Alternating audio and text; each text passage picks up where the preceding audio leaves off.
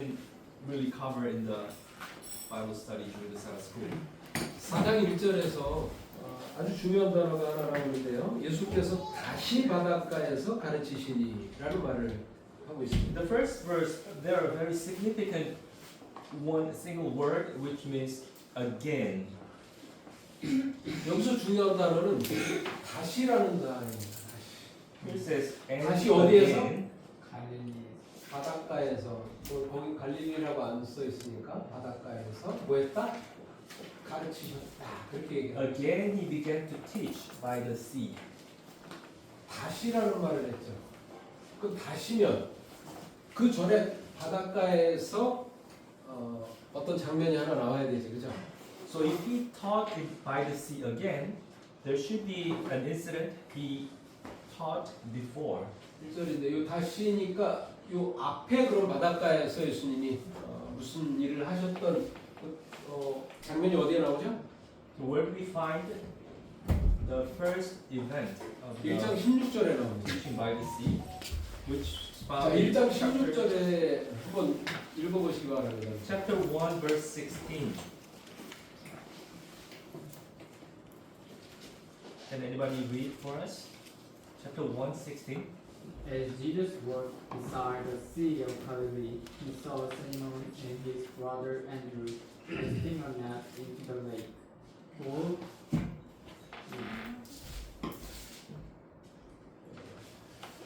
자, 뭐라고 그 16절에 나오냐면 예수님이 갈릴리 바닷가로 지나가시다가 제자를 부르는 장면이 나옵니다. 그죠? So here Jesus walked by the Sea of Galilee and he called disciples. 자, 거기 갈릴리라고 나오지만 여기는 뭐라고 나와요? 바닷가에서 나오죠. In chapter 1 it says Galilee, but chapter 4 it says by the sea. 그러면서 이제 1장 21절과 2장에 보면 또 어떤 지명이 나오냐면 가버나움이 나옵니다. In chapter verse 21 and chapter 2 there's one place called Capernaum is mentioned. 자, 그러면서 4장에서 다시 이제 바닷가가 나오는데 갈릴리 해변 바닷가랑 이 가버나움은 예수님 사역의 중심지입니다. These two places, Sea of Galilee and Capernaum, was the center of Jesus' ministry. 핵심 장소였습니다. Everything happened around this area. 자, 그래서 여러분 이 다시라는 말을 그냥 주목을 해야 되고 1절에 또 중요한 단어가 하나 더 나오는데요. 1절 제가 그 뒷부분 또 읽어보겠습니다. Another important part of verse 1 is the later part of the verse. 큰 무리가 모여들거늘 예수께서 배에 올라 바다에 떠 앉으시고 온 무리는 바다 곁 육지에 있더라.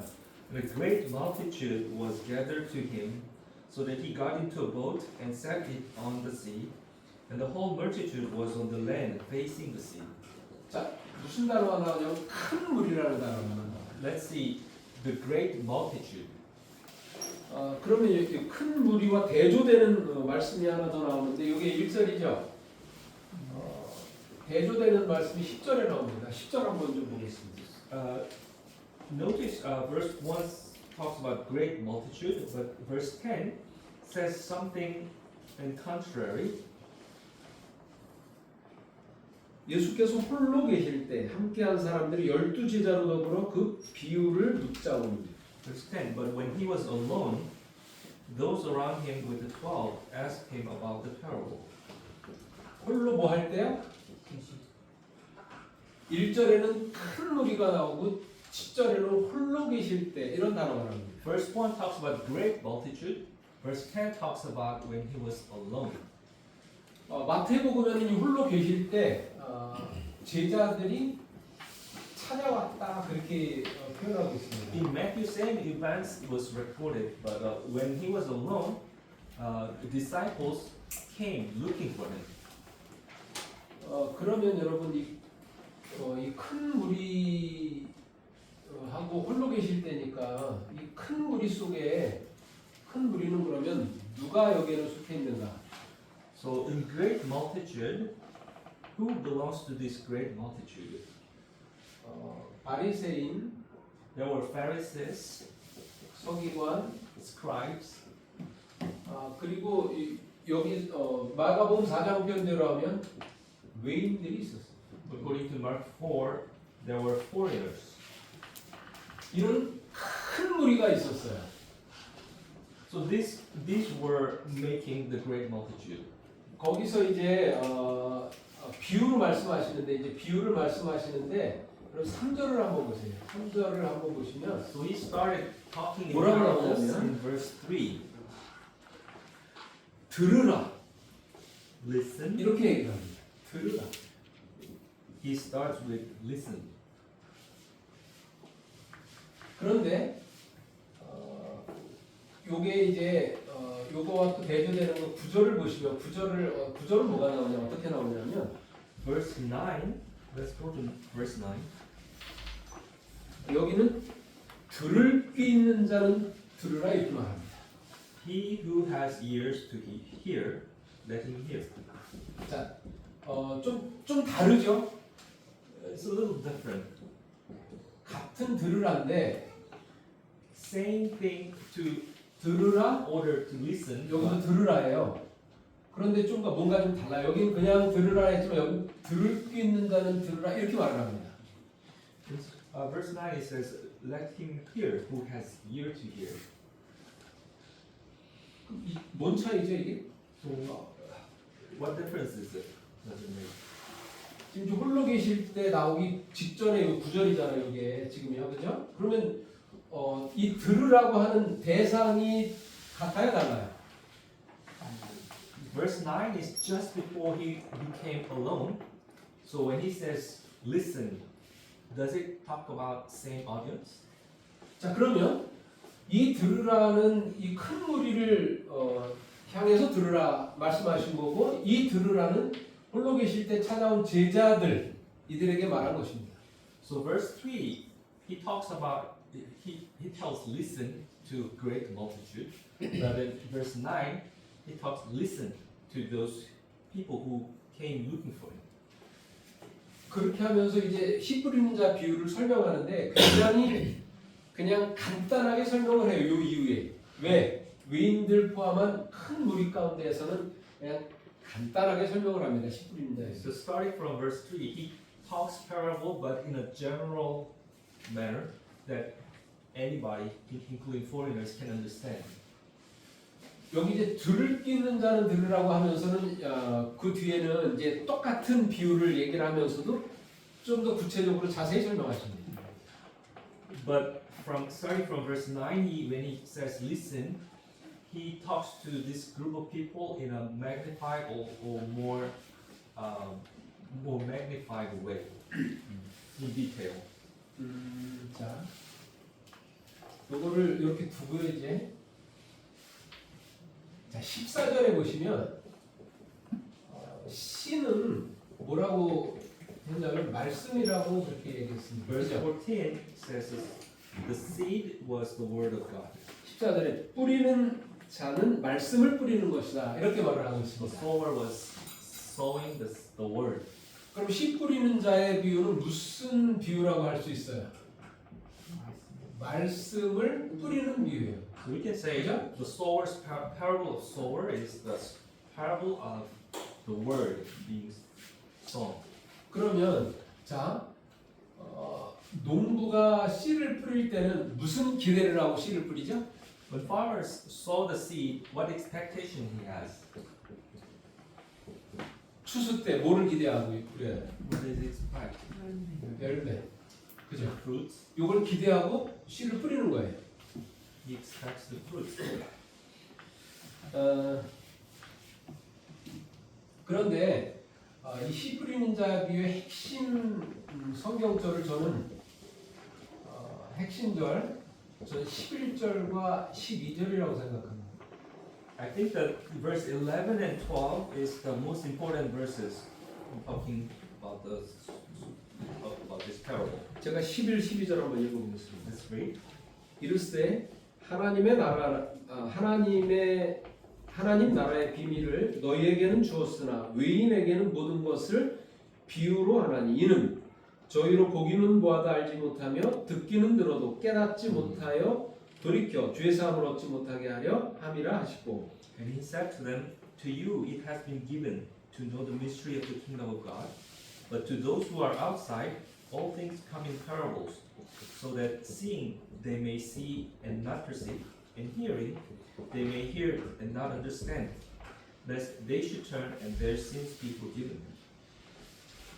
자, 씨 뿌리는 자의 비유의 핵심은 뭐냐면 뭐에 대한 거죠?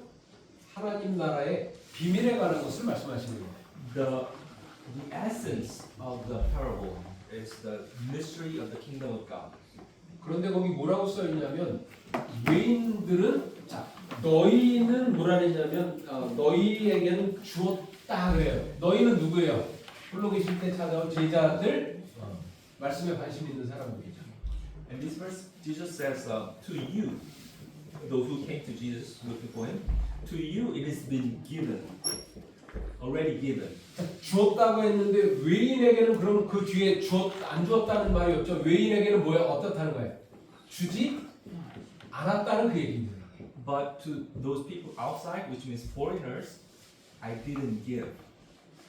요 외인에 대해서 여러분도 이게 지금 공간복음은 같이 볼 필요가 있어요. 외인에 대해서 마태복음 13장에는 13장 제가 15절로 기억하는데 이 사람들을 완악한 자들이다 그렇게 말하고 있어요. These people who are outside or foreigners in Matthew 13, it is mentioned that those who are evil.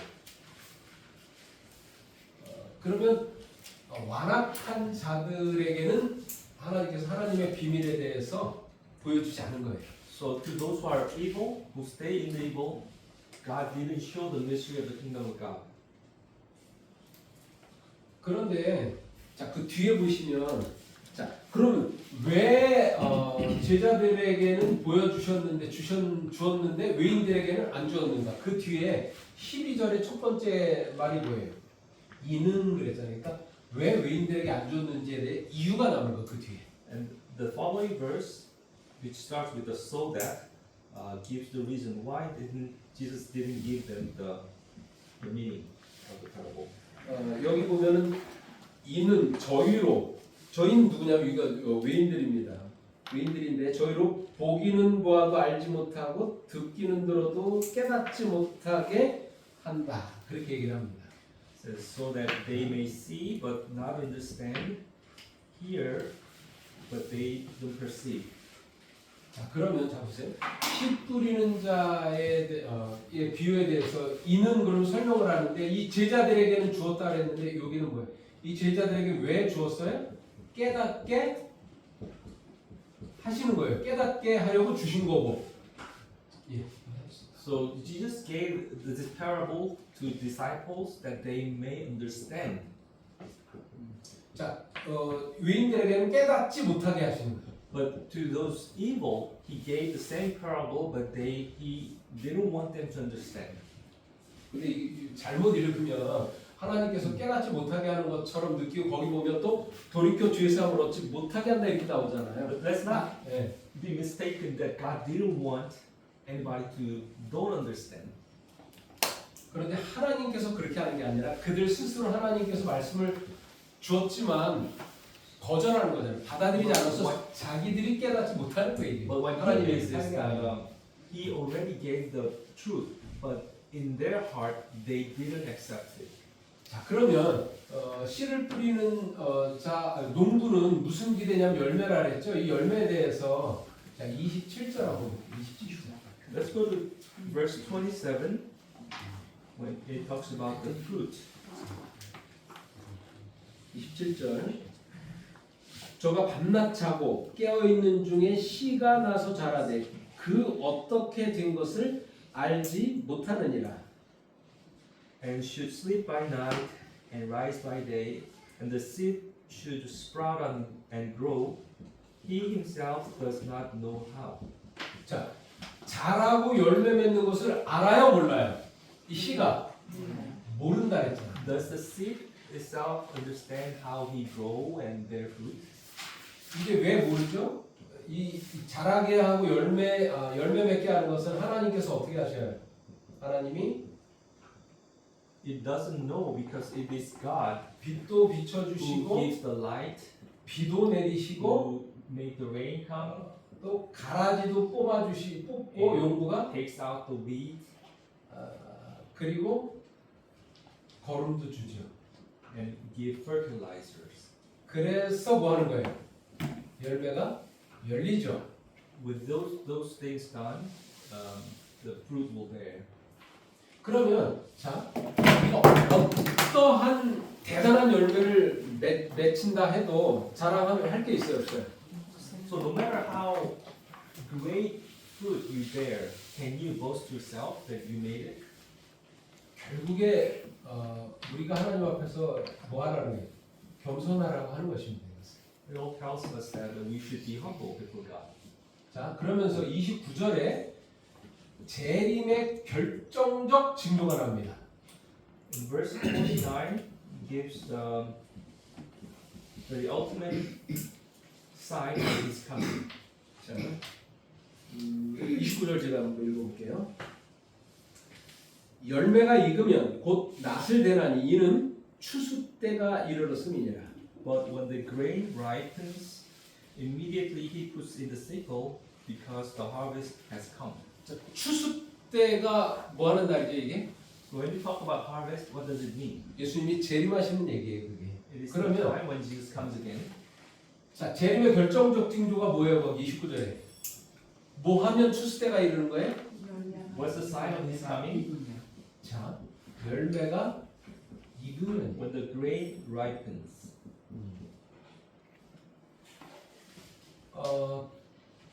그러면 우리는 보통 이 재림의 결정적 징조를 어디에서 찾아요? 우리 뭐 SD는 많이 얘기를 하는데 어디서 찾죠? Usually, where do we find the signs of His coming? Where do we look around as an Adventist? 나 말고 밖에서 찾아요. We try to look outside. 예를 들면 우리는 뭐 뭐를 얘기하냐면 뭐 천주교에서 어떻게 How Roman 하나, Catholics do, 그리고 미국의 경제가 어떻게 된다, how the economy of U.S. going, 무슨 뭐 전쟁 등 뭐 이런 것이 어떻다. war and 그리고 코로나가 있었을 때 코로나가 재림의 무슨 징조다 이렇게 말을 해요. 우리가. coming, the sign of His coming, those things. 여러분 재림의 징조는 밖에서 찾으시면 안 돼요. Let's not look to outside to find the signs of coming. His coming. 여기 뭐라 그랬어요? 재림의 결정적 징조가 뭐야? 열매가 뭐 하면 익으면. 그럼 이건 뭐에 대한 거야? 이건 나에 대한 거고, 나 그리고 우리 교회 안에서 찾아야 됩니다. We should find the decisive sign of His coming within ourselves, in me, ourselves, in our church. 이게 나왔으니까 제가 계시록 6장 말씀을 좀 드리면 6장에 진노의 큰 날에 누가 서려 마지막 절에 그렇게 말을 해요. 참 이게 계시록 6장 한번 I 보겠습니다. want to touch Genesis chapter 6. 재림의 징조를 얘기하고 있는데 아주 중요한 얘기를 나옵니다. 마지막 17절. 그들의 진노의 큰 날이 이르렀으니 누가 능히 서리요. Revelation 6:17. For the great day of His wrath has come, and who is able to stand? 이게 지금 6장은 몇째인이냐? 지금 6장 요거는 여섯째 인 뗄 때 하는 말이에요. 여섯째 인. This word is spoken when they remove the seal of the seventh seal. 그러면 재림이 이제 여호와의 뭐죠 여기 진노의 큰 날 그 앞에 15, 16절 보면 그 바위보로 저 재림하시는 분의 거기에서 나를 가리우라 막 이런 얘기를 해요. And the previous verses talks about the people who scared of His coming and says, mountains, rocks, please fall on me. To cover me. 그리고 자 8장이 7째인 때는 거예요. And after 2 chapters, which is 8, only talks about seventh seal.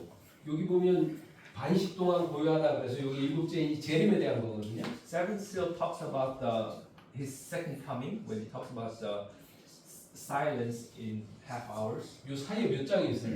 So how many chapters in between 6 and 7 seal? 7장이 삽입된 거예요. 이걸 이렇게 6째인 7째이니까 7장은 삽입된 거예요.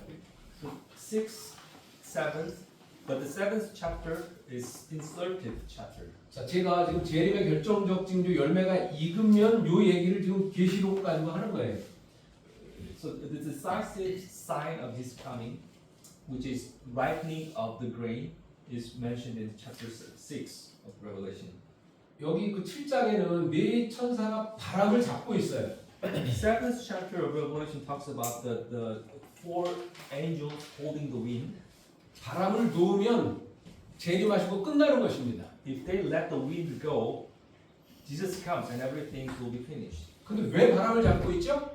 Why are they holding the wind? 아직 뭐 한 거예요? 인 맞은 자가 없는 거예요. They are holding the wind because there are no people who are sealed. 그래서 인 맞은 자가 나타나야 바람을 놓고 이제 바람을 놓으면 이제 마지막 환란이 있으면서 재림하시는 거예요. Only when people are sealed, they can let the wind go and Jesus can come. 인 맞은 자가 없으니까 바람을 잡고 있죠. 인 맞은 자가 없다는 얘기는 뭐예요? 열매가 아직 익지가 않아요. 하나님의 백성. So if there's nobody who was sealed, means nobody was ripened yet. 1844년 이후에 하나님의 백성들이 준비가 돼서 하늘로 벌써 갔어야 되는데 아직 하나님의 백성들이 입맞을 준비가 안 돼 있는 것입니다. People of God should have been prepared after 1844 to be transferred to heaven, but still we don't have anybody who are sealed.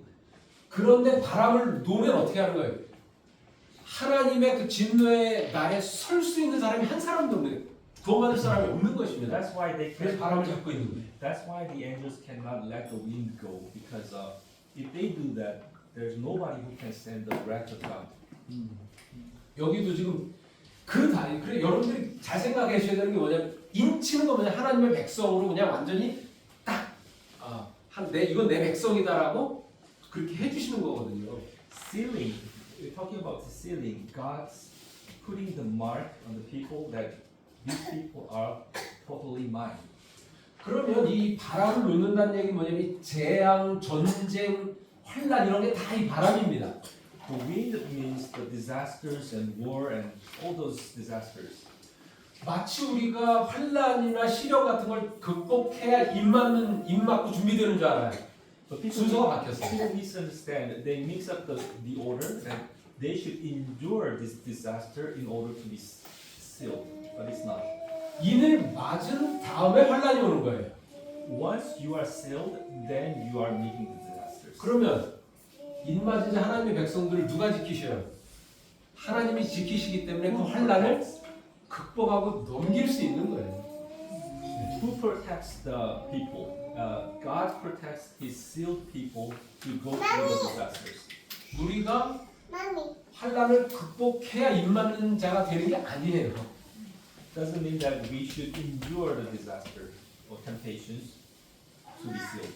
자, 그래서 이제 요거는 그렇게 여러분들 익으면 재림하는데 When its grain is ripened, Jesus can come. 자, 그래서 우리가 여러분들이 그래서 일월 휴업령 얘기 안 했는데 우리가 뭐 제일 얘기 말하는 게 휴업령인데 썬데이에 이거 기다리시면 돼요 안 돼요?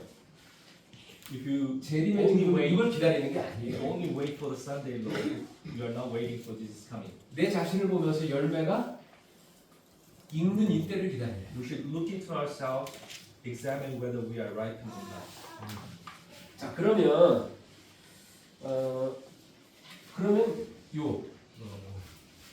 열매가 익은 모습 아니면 뭐 제가 아까 뭐라 그랬어요?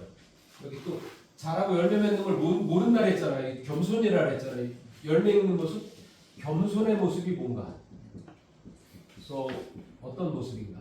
what is it like to be ripened, and what is it like to be humble before the Lord, as you don't know anything happening? 이게 30절부터 34절의 겨자씨 비유를 통해서 말씀하시는 겁니다. Jesus talks about this state in Mark chapter 4, 30 to 34. 35절부터 광풍 얘기해서 다음 주로 넘어가는데 34절까지가 저기입니다. So today's lesson is up to 34. 31절 한번 보세요. Let's turn to 31.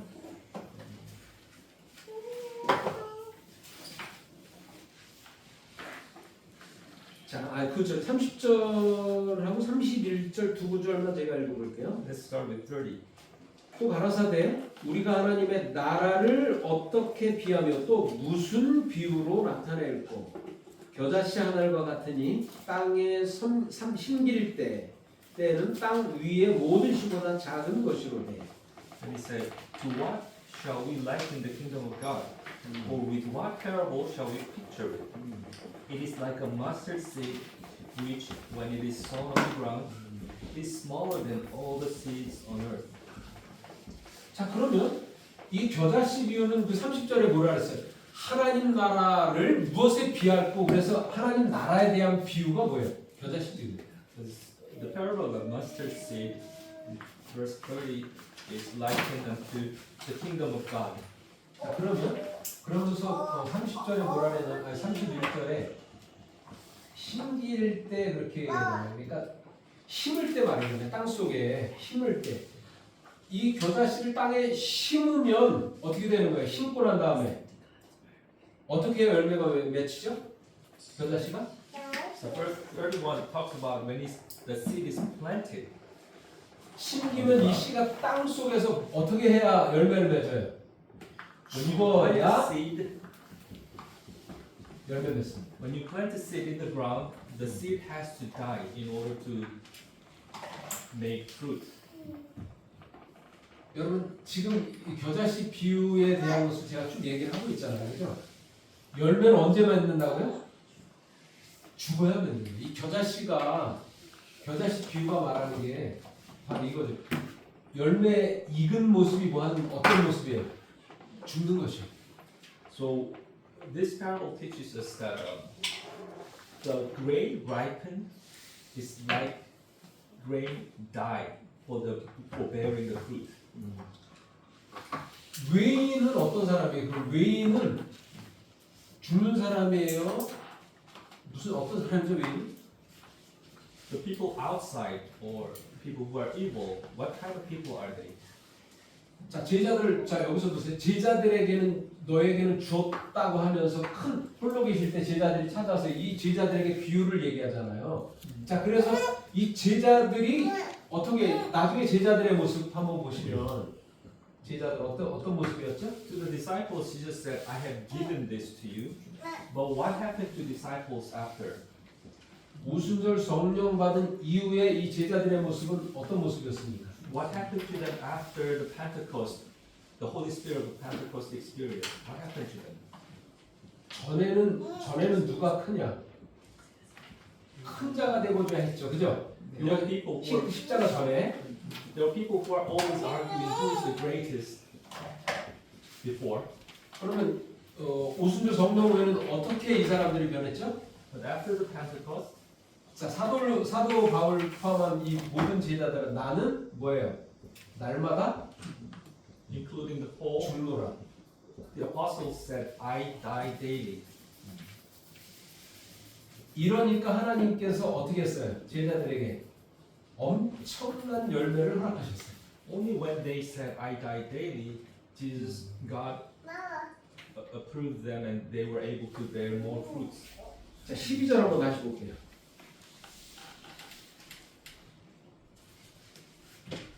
하나님께서 제자들은 깨닫게 하기 위해서 이것을 비유를 설명했고 외인들은 깨닫지 못하게 하신다 그랬잖아요. 그러면 이 제자들이 뭐를 깨달아야 그럼 이런 열매를 맺는가? 자, So 12절 what did the disciples had to realize that they may understand the parable that God gave them? 이는 저희로 보기는 보아도 알지 못하며 듣기는 들어도 깨닫지 못하게 하여 돌이켜 죄 사함을 얻지 못하게 하려 함이니라. Verse 12, seeing they may see and not perceive, and hearing they may hear and not understand, lest they should turn and their sins be forgiven them. 자, 그러면 제자들에게는 이 씨 뿌리는 자의 비유를 통해서 하나님 나라의 비밀을 얘기하는데 제자들을 깨닫게 하시는데 뭐를 깨닫게 하는 거예요 지금? What did 제자들을 깨닫게 what 하는데 does 무엇을? Jesus trying to what does Jesus trying to make them understand? 자, 돌이켜라고 했다. Here it says they should turn. 외인들에게는 왜 안 주었냐면 돌이켜 죄사함을 얻지 못하게 한다 했죠. 그럼 제자들은 뭐 하는 거예요? 뭐를 깨닫게 하는 거예요? 제자들은 반대로 돌이켜 죄사함을 뭐 하는 거예요? 얻게 하는 거예요. So he didn't want evil people to repent and understand, but on the contrary, Jesus wanted his disciples to understand and turn and repent. 제자들에게 이게 뭐냐면 기대하시는 거예요. 제자들에게 기대하시는 건 요것뿐입니다. This was the only expectation Jesus had towards disciples. 이것에 대해서 요거 돌이키는 게 뭐냐면 사도행전 5장 31절 한번 보세요.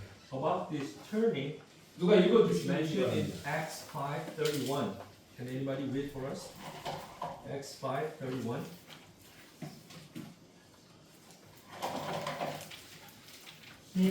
Him God has exalted to his right hand to be Prince and Savior, to give repentance to Israel and forgiveness of sins. 자, 한국말로 안 읽어도 되겠습니다. 이스라엘로 회개케 하사 죄 사함을 얻게 하시려고 그를 오른손으로 높이사 주님과 구주를 삼으셨느니라. 자, 여기 뭐라고 했냐면 지금 사도행전 12절에 마가복음 4장 12절에는 돌이켜 죄사함을 얻게 한다 했는데 사도행전은 회개케 하사 죄사함을 얻게 한다 그렇게 말하고 있어요. Mark 4 says they turn and be forgiven. Acts 5 says they repent and be forgiven. 그러면 여기 마가복음 4장에서 말하는 이 돌이킨다는 얘기는 뭐에 대한 얘기예요? 이게 회개에 대한 얘기죠. So turning means repent, to repent. 여러분 1장 한번 보세요. 제가 지금 이 마가복음이 어떻게 흘러가는지 자 1장은 뭐냐면 예수님이 이제 1장 한번 어디 보시냐면 15절 한번 보세요. Mark 1 verse 15. Mark 1:15. 가라사대 때가 찼고 하나님 나라가 가까웠으니 회개하고 복음을 믿으라 하시더라. The time is fulfilled and the kingdom of God is at hand. Repent and believe in the gospel. 하나님 나라가 뭐 했다? 가까웠어요. 그래서 뭐 하라는 거예요? 회개하고 복음 믿으라. Says the reason to repent and receive the gospel is because God's kingdom is near and is at hand. 마태복음에는 이 복음 믿으라를 뭐라고 했냐면 회개하라 천국이 가깝다 이렇게 말합니다. In Matthew also says believe in the gospel because kingdom is near.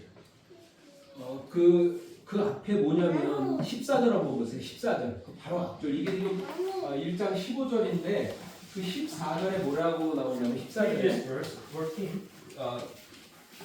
Verse 14. 침례 요한이 잡힌 후 예수께서 갈릴리에 오셔서 하나님의 복음을 전파한다. Now after John was put in prison, Jesus came to Galilee, preaching the gospel of the kingdom of God. 예수님이 하나님의 복음을 전파한다고 말씀하시면서 하나님 나라에 대해서 얘기하면서 회개하라, 복음을 믿으라 이렇게 말하고 So 있어요. here, it goes Jesus preaching the kingdom of God. He talks about kingdom of God, but in order to receive it, you have to repent. 그러면 지금 이 비유를 통해서 말하는 마가가 말하는 하나님의 나라의 비밀은 뭘까요? So what is the mystery of kingdom of God that Mark mentioned? 겨자씨 비유에서 찾아야죠. 하나님의 나라의 비밀은 뭐예요? You can find in the parable of the mustard seed. 하나님의 나라의 비밀은 죽어야 뭐 하는 거예요? 여기 있네. 죽어야 열매 맺는다는 이게 하나님 나라의 비밀인 The 것입니다. mystery of kingdom of God is you have to die in order to bear fruit. 겨자씨가 땅에 심기면 죽어야 열매를 맺죠. 그러면 열매 맺는 게 뭐냐면 발아돼서 어떻게 해요? 발아돼서 자라죠. 그리고 뭐 해요? 열매 맺잖아요. Once the seed is sown and it dies in the ground, it sprouts and it grows and it bears fruit.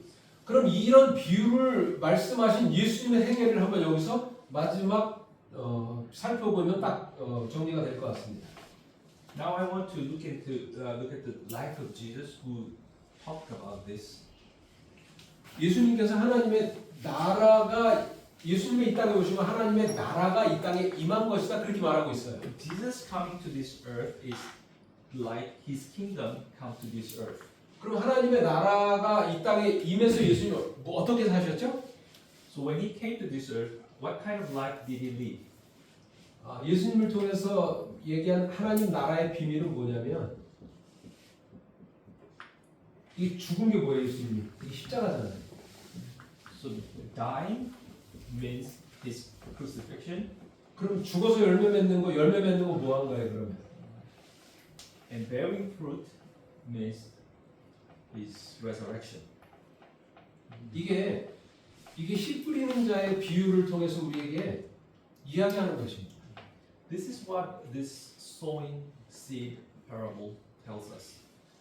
그러니까 이 앞에 씨 뿌리는 자 비유 그래서 네 가지 밭에 대해서 얘기하면서 그 씨 뿌리는 자의 결론으로 뭐라 그러냐면 여기 하나님 나라를 무엇으로 비유할까 하면서 겨자씨 비유를 얘기하는 것입니다. The seed, mustard seed story is the conclusion of those four kinds of ground that soil was sowing. 그래서 여러분 우리가 이 교훈을 통해서 배울 수 있는 것은 우리가 뭐를 깨닫게 하는 거니까 회개하고 우리가 하나님께 가까이 나가면 하나님께서 우리를 통해서 이런 회개한 우리를 통해서 열매를 맺게 하시는 것입니다. So the lesson we can learn from this is when we repent or when we come close to God, He makes us repent and He can make us bear fruits. 열매 맺는 것은 우리가 무엇을 해서 맺추는 게 아니에요. It is not something that something we do to bear fruit. 하나님께서 열매 맺게 하신다는 것을 그냥 씨는 아무것도 모르죠. 그러나 자고 일어나면 잘하고 하듯이 여러분들 그렇게 하나님께 의지하면서 그런 삶을 좀 사셨으면 It 좋겠습니다. is only through God that we can bear fruit. Seed doesn't know anything. When the seed goes to sleep and wake up, it's already grown. So let's depend everything to God. 내가 죽을 때 하나님께서 원하시는 열매가 맺히는 거예요. Only when we die, we can bear fruit that God expected. 고맙습니다. 제가 기도하고 마치겠습니다. 하늘아버지, 오늘 씨 뿌리는 자의 비유를 통해서 우리가 어떠한 사람이 되어야 하는지를 깨닫게 해주셔서 감사합니다. Our Heavenly Father, thank you so much for the lessons that we learned from the parable of the sowing seed. 또한 주의 나라는 어떤 나라이며 또 제자들에게 기대하는 것은 어떤 모습인지를 또한 배우게 해주셔서 감사합니다. Thanks for teaching us what you expected from the disciples. 우리가 정말 겸손히 하나님 앞에 가장 작은 자로 살아가게 하시고 그런 우리를 통해서 또 하나님의 나라가 어떤 나라인지가 증거되게 해 주시옵소서. Help us to live humble before you, and through our lives, let us witness what is the kingdom of God really means. 예수님의 이름으로 기도합니다. In Jesus' name I pray. 감사합니다. The seed underground is like metal. Because when human beings die, they go underground.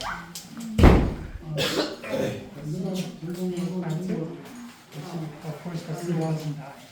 The life comes out of it, right?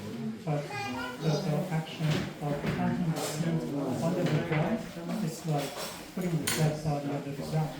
So technically speaking, it represents, it's a metaphor, represents death.